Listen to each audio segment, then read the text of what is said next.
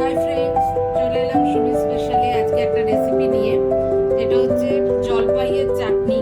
এটা আমার বাপের বাড়ির কোজাগরি লক্ষ্মী পুজোয় লাগে, তো খেতেও বেশ ভালো হয়। এই চাটনিটা করতে আমার লাগছে জলপাই, নারকেল কোড়া, পোস্ত বাটা, সামান্য হলুদ লাগবে, লবণ, চিনি আর একটু সরষে, আর লাগবে একটু ফোড়নে দেওয়ার জন্য সরষে। তো প্রথমে আমি জলপাইগুলোকে ধুয়ে নিয়েছি, এবার একটু এই গরম জলের মধ্যে দিয়ে নেব।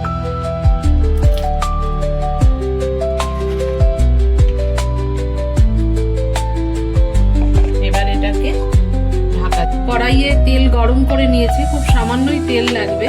এবার দিয়ে দিচ্ছি অল্প করে একটু সরষে, দিয়ে দিচ্ছি একটা কাঁচা লঙ্কা।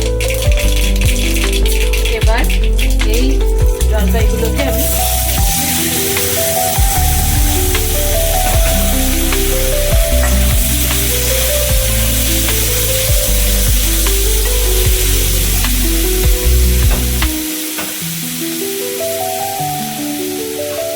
সামান্য লবণ দিয়ে এবার আমি এটাকে একটু নাড়াচাড়া করে নেব।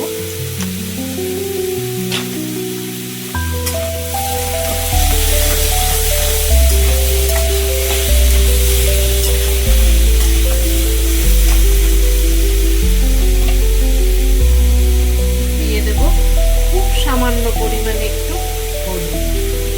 হলুদের পরিমাণ কিন্তু বেশি না।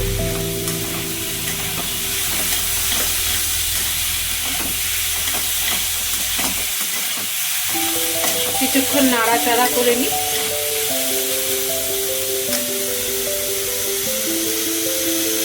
দিয়ে দিচ্ছি স্বাদ মতো চিনি।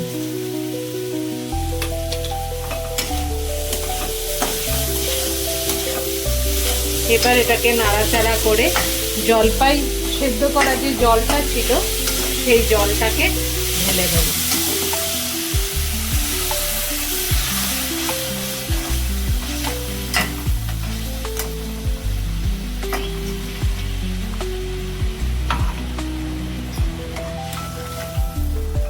এবার এটাকে ঢাকা দিয়ে দেবো কিছুক্ষণের জন্য। জল বেশ খানিকটা মরে গেছে, এবার আমি দিয়ে দেব বেটে রাখা পোস্তটা, আর দিয়ে দেব নারকেল কোড়া।